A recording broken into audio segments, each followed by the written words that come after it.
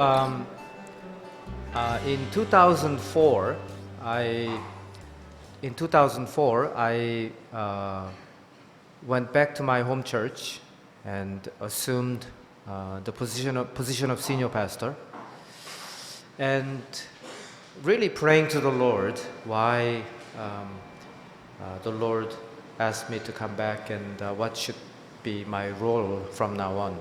And it became clear as I prayed that the Lord wanted the church, which is really a good church, church that had 3 B's, and a church that had wonderful worship, good fellowship, and strong Sunday school. The Lord wanted the good church to become missional. So what I did first is to come up with a 12-week course on rethinking the church. In other words, a study on ecclesiology. So what I am sharing with you, I put that into 12-week course, step by step. But I realized that some church members were angry at the title. And one of them approached me and said, "Pastor, I don't like this title." And I said, "Why?" "Because you are insinuating that the way we've been thinking about the church is wrong. Hence, rethinking the church." Now, if I were to do it again, I would be a lot more diplomatic. I wouldn't title the course Rethinking the Church, because he's right, because I am being very confrontational. Hey, you guys, you've been thinking church all wrong, and let me teach you how to think church right. And I guess that's how I came across. So I wouldn't use this title. I would use maybe another title like Missional Church or something like that, Anyway, 12 weeks.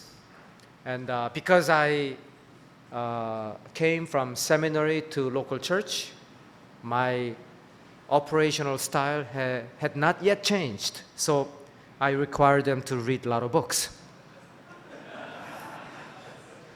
So over the 12 weeks, they were required to read 3 books and write a report on each book.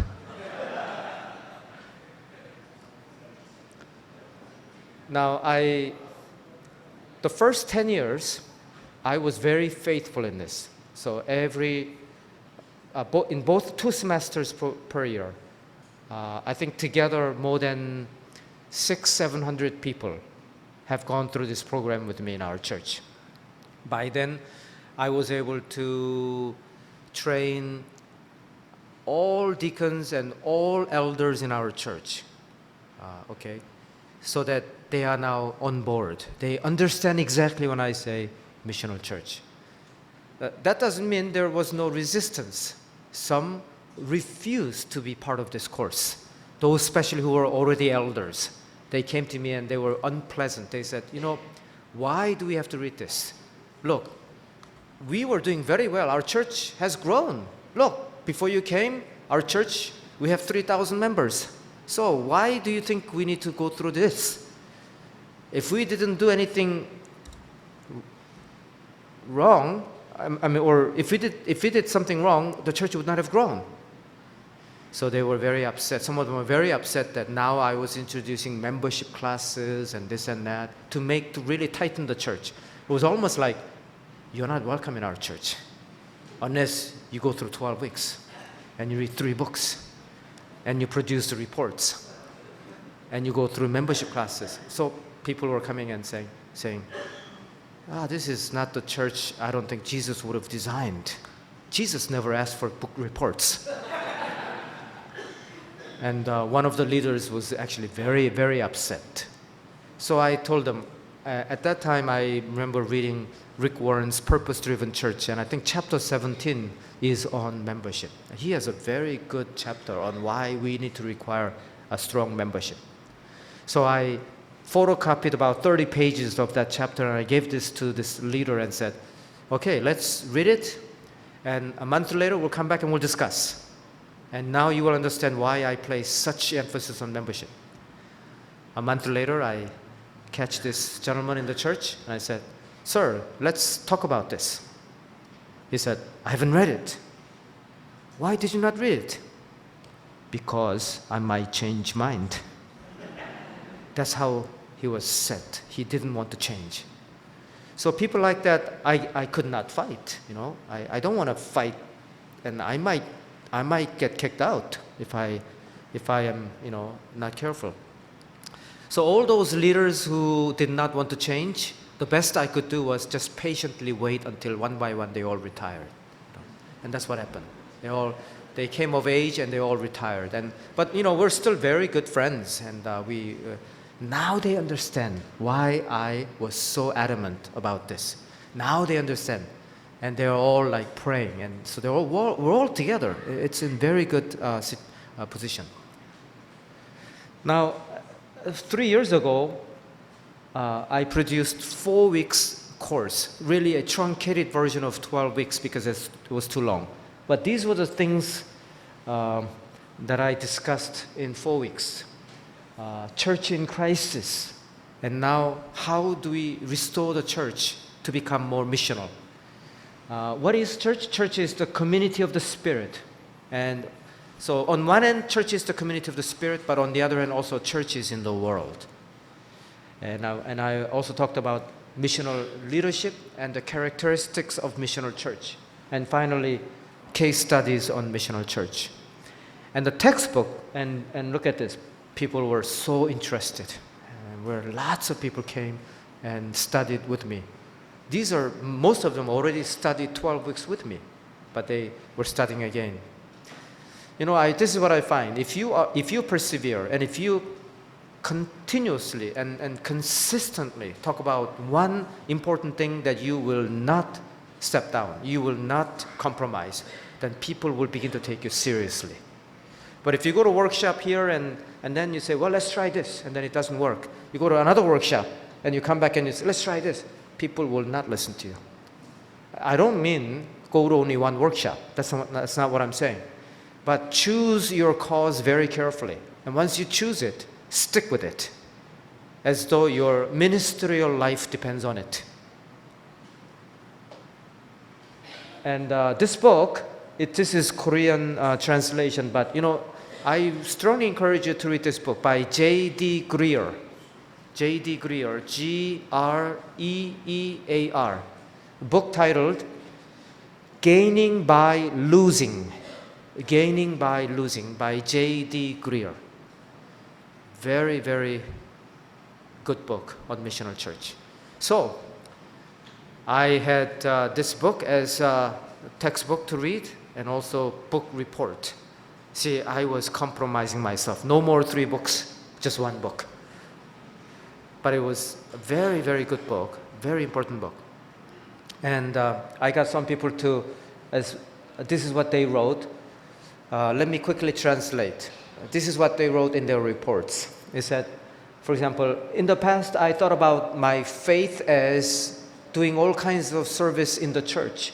But through this education I learned that my commitment should not stay within the church, but it must go outside the church into the world and begin to be part of the mission of God. That's what I learned in this course. And I said, right on. Another person wrote, he says, well, I thought that church was all about God creating this body, this community, so that saints can stay together in harmony. But now I learned that no, that's not what church is. Church is, with prayer and God's word, that we are to go into the world, into our local communities, and be witness for Jesus. That ought to be our primary call. And I said, you got it right.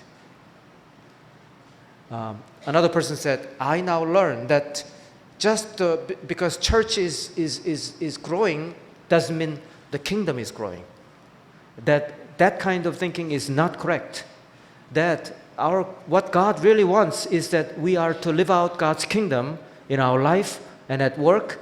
And so from now on, I will show my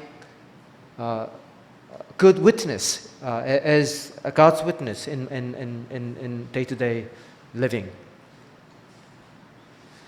Now, in this study, we looked at 3 churches in the States, very good churches that we could really emulate. And when you have a chance, please look at these churches. You can go on the website and see what these churches are doing. But the Church of the Savior, Washington, D.C., by far is the most amazing church that I've ever seen. Started by Pastor Gordon Cosby, and he pastored this church for over 60 years. And before he died, the greatest gift that he gave to his congregation was selling the property and giving it away. So the church has no church building, because he was adamant, he was clear that church is not about building. Church is about God's people committed to be sent out into the world. I don't have time to go into detail, but there's so much to learn about this church. Very clear ecclesiology. That's what pastors today need to have, a clear understanding of what a church is. Strict membership. In this church, to become a member of this church, it takes anywhere between 1 to 2 years. And you need to go through internship to become a member of this church. Internship. Like you would become a doctor, medical doctor. And even then, when you become a member, it's good for only 1 year. You have to renew every year. And in the membership, there are 3 major requirements. Number 1, you need to spend 1 hour with the Lord every day in word and prayer. Number 2, you need to give tithing to the church and also enrolled in continuing training. They call it the servant leadership school. Number 3, and most important, you need to be engaged, actively engaged in some kind of work outside the church. That is the criteria to stay in as a member in this church. And they've done some amazing work. And you can go into their website and learn more about it. But it was Pastor Gordon Cosby that really inspired me to think about the importance of balancing between inward journey and outward journey. You cannot just drive your people, do this, do that, and they'll all get burnt out. Hence, you need to design your program in the church in such a way that they are well taken care of, spiritually well taken care of. At the same time, they're not just spiritually getting fatter and fatter every day, but they're actually going out and engaging in meaningful work for God's kingdom. So hence, balance between inward journey and outward journey. And community spirit, so important that we're doing this together, never alone. And he emphasized that we need to live with the poor. Always have the poor near you, and you need to work with the poor. And he also said that every member is now released to engage in creative ministry. Just create whatever God has given you. Create. So a couple of guys, after they got their membership, they were very happy. As they were coming out of the church building, they prayed to the Lord, Lord, now we have to create some kind of ministry outside the church in order to stay as a member. What do we do? And the Spirit told them, open your eyes. Look at the people around you. Now they were in the suburb called, something Adams, in one of the rough neighborhoods of Washington, D.C., and known for all kinds of drug trafficking and also shooting. And the Spirit said, you see these people sleeping on the street. Why don't you go and minister to them and create a ministry? Hence, started the ministry called Christ House, which is a ministry to the drug addicts. Because a lot of people are on the street because they're addicted to drug. And so this ministry is all about detoxification, restoration, and then giving them jobs, helping them be on their feet again. Wonderful ministry, still going on.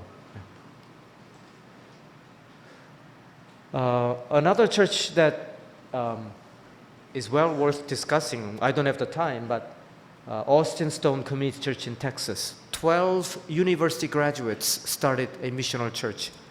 And they literally transformed one of the slums in their city in Austin, Texas, by literally transforming a high school that was known for illegitimate birth and high school dropout, that kind of stuff.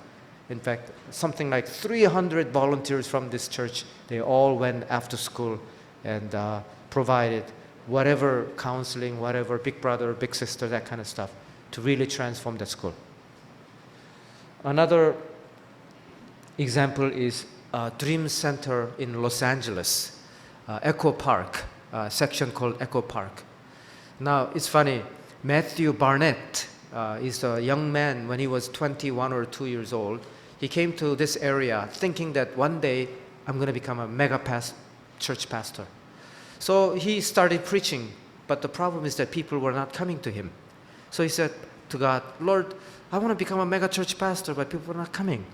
What should I do? And the Spirit said, don't wait until people come to you. You go to them and minister to them. You go to them and ask them what their needs are. So he went to them and found out that there are serious drug addictions in this area and so on. And so that's how he began to meet the needs of the people and preach the gospel. And one day, a Catholic hospital approached him and said, hey, we have this huge hospital that we want to relocate. You want to buy this building at a bargain price. So something like 1/3 or 1/4 of a market value. His ministry buys this. And first floor is like food, second floor is drug, for people with drug problems, and etc., etc. And today, Dream Center is truly what a church ought to be doing. And now God has a sense of humor because his original goal was to become a mega church pastor. One day, a mega church approaches him and says, would you like to become our pastor? So he becomes a pastor of a mega church right next to Dream Center, and he's doing both. See what happens? So vision is so important. So when we were, when Young Nak Church was really trying to become missional, I was really sharing this vision with people through studies, by taking our elders to field trips like this and saying, look, our church can do better than this, that we are not here just to minister to our own people. Now this brings me to the next point. After you share vision, training is so crucial. You have to train them. You have to train them what it means to live out a missional life. So training begins with, for me, my own pastoral staff. I work with 23 pastoral team members. It's a big church, about, I don't want to talk about number, it's a big church. Anyway, so my pastors have no choice but to study books and write reports. This is what you get when you get a pastor from seminary. So this is the book called The Mission of the People of God, a wonderful book. It tells you that our mission and what God is doing in the world is not just saving souls, but restoring His creation. You know. So we read this together. The year before, we read J.D. Greer's Winning by Losing. Now, after you work with your pastoral team, the next job is now you need to work with your elders. Our elders have no choice but to read books and discuss. So this is J.D. Greer's Winning by Losing. They all had to read it. And then after they've read it, I bought like over 100 copies of this book and gave all the small group leaders in our church and said, you need to read it because for whole year we're going to do a Bible study in our small groups.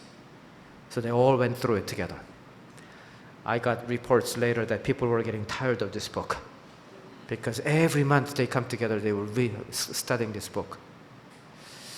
Anyway, and then inward, outward journey. God gave us a wonderful a retreat center. And so this is a 30-acre property.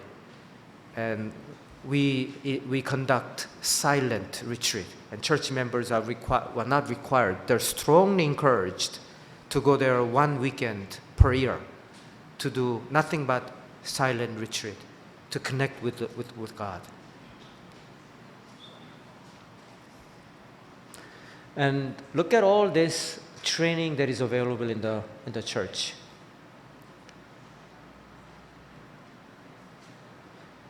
This is ongoing because you have to really strike a balance between inward journey and outward journey.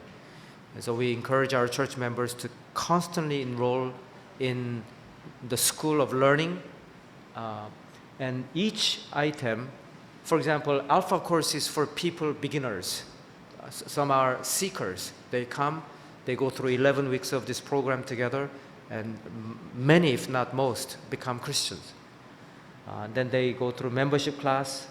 There's discipleship training, couples class, New Testament, Old Testament navigation, Missional Church class, silent retreat, intercessory prayer class. Like these things go for 11 weeks at a time.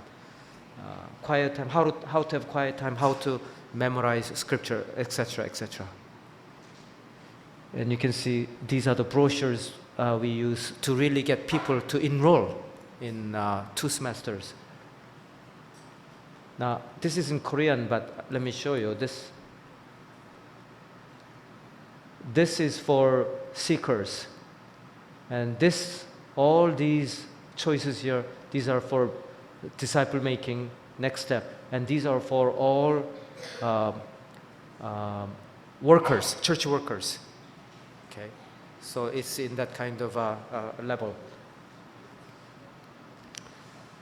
Course description. Now, we make it such that if you want to be an elder, if you want to be a deacon in our church, you have to go through certain courses and complete them. Yeah. And then it's all recorded in our computer. And then also, just on missions training, we have all these different courses that we provide.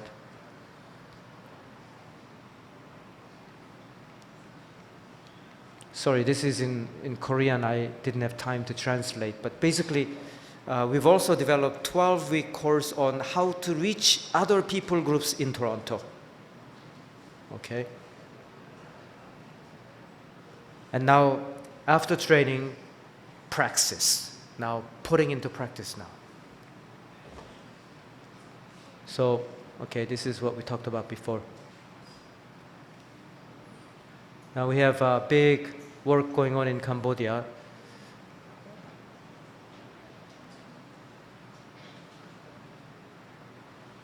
This is me right here, yeah.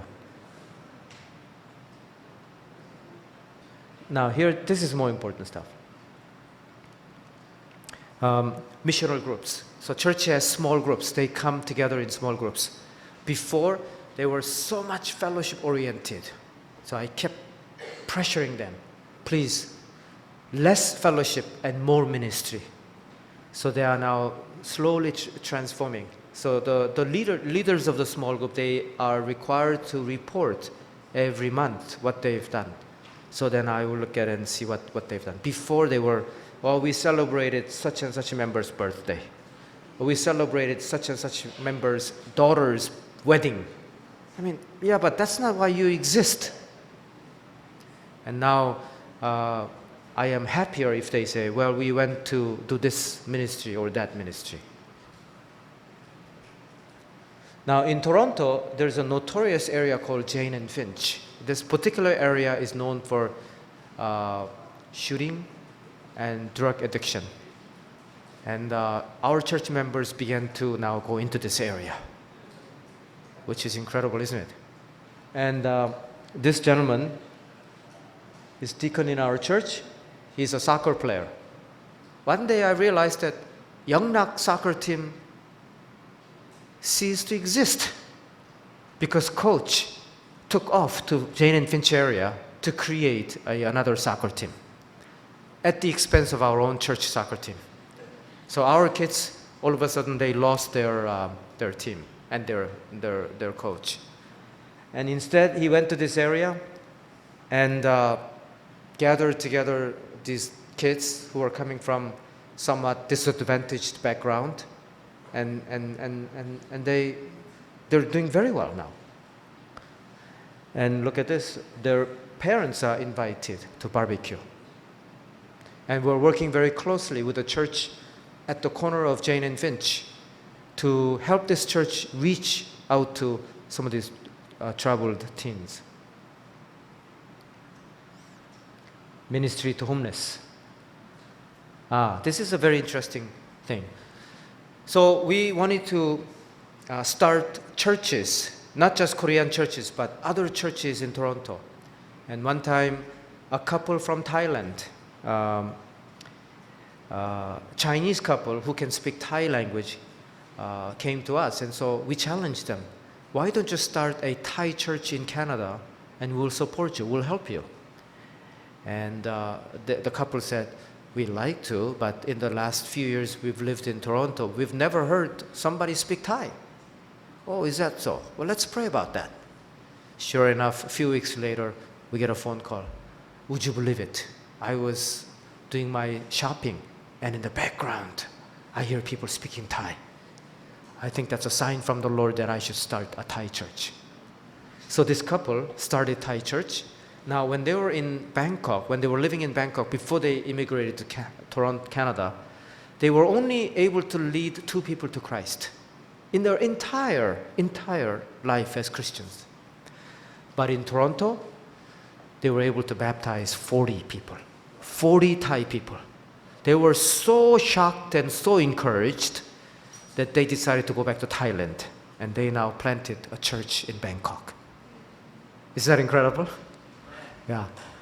Now, those of you who are missionaries in Thailand, you know what it's like.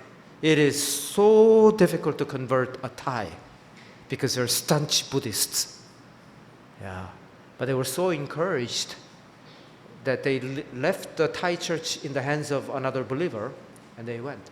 Our church, our job is simply to come along and encourage. And we helped this couple get trained at Tyndale Seminary in Toronto, and then off they went to Thailand. So if you can see this is a map of Toronto, and the different colors indicate different language groups. Like I said, it is a sin not to cross-culturally and share the gospel in Toronto. And just to be happy because in your church you've got so many Korean faces and you're so happy. You have a Korean soccer team, you have a Korean basketball team, Korean volleyball team. It's suffocating, right? It's time to resign as a Korean soccer team coach and go to Jane and Finch and start a totally different a team altogether. So our church has helped these different churches like this. Yeah. Even Filipino church, we started. There is a group of Filipinos in downtown that nobody's willing to plant church there. Why? Because it's really for new immigrants, and you go there and the church is not going to survive. Well, we did. We went there. It was very tough. But after 5 years, the church is now mostly started with Filipinos, but now has become a multicultural church. And then our church decided to rent a facility. Instead of asking church members to go to the world, we said, why doesn't the church, instead of asking people to come to church, why doesn't the church go to people? That's what we did. We rented this facility in a commercial area, and we began providing programs to reach out to Koreans. Some of it's more of a cultural programs, but through this, like for example in translation, number one course is about cyber addiction. If your kid, your teenager is addicted, internet addicted, you come and we'll help you how to sort this out. So it was meeting the needs of the parents. Number 2, how do you communicate with your children? We'll teach you how to communicate with the children. Now we said it outright that this is a ministry of Youngnak Church. We're not hiding anything. But since these classes are held in a neutral territory, we encourage anybody to come, non-believers to come. And also in Toronto, there are a lot of Iranians. So now, recently, we've been trying to reach out to Iranians in Toronto. And in order to do this, the pastor has to be passionate about this. So I go into supermarket and I get hold of, this is not a blanket, folks. This is actually bread that Iranians love to eat. It's called sangak bread. Sangak means in Persian language, in Farsi, simply means pebble stone. That's what sangak is. So in the 11th century, the Persian army would march, and then they would stop, and they will set up the tent for the night. They will get pebble stones from their pockets. They all collect them, put them together in one area, and then they will heat it up. And then they will make it flat, and they will put their flour on top and make a nice bread like this. So I must have bought at least half dozen of these, and one set to elders, one set to pastors. Please eat. And so on, yeah. And now, this is more our recent work we're doing. Now, our church decided that we want to set up a mission base in Central America, because there are more and more people retiring at the age of 65, and they're just going out to golf course, or they're busy looking after their grandchildren. So we said, no, that's not the way we're going to retire. So we're going to mobilize people to do more mission work. But from Canada to come to Philippines or Cambodia, it's too far and too expensive. So we contacted Dominican Republic, and we decided to work with the urban poor.